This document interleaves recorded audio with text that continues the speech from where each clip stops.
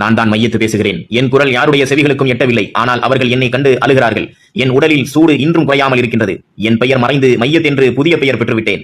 உயிரோடு இருந்தபோது என்னோடு பேசாமல் சென்றவர்கள் இன்று என் உடலின் முன்பு நின்று நல்லவராய் இருந்தார் என்று சொல்கிறார்கள். நான் பசியோடு இருந்த நாட்களில் உணவளிக்காதவர்கள் இன்று என் இறப்பு நாளில் உணவளிப்பதை பேசுகிறார்கள். நான் உதவி கேட்ட போதெல்லாம் கண்டுகொள்ளாதவர்கள் இன்று என் குடும்பத்தாரிடம் ஏதேனும் வேண்டுமா என்று வினாவுகிறார்கள். பல நாட்களாக நான் நோயால் தவித்த போதெல்லாம் புறக்கணித்தவர்கள் இன்று என் சடலத்தின் முன்பு நின்று எப்படி இறந்தார் என்று விசாரிக்கிறார்கள்.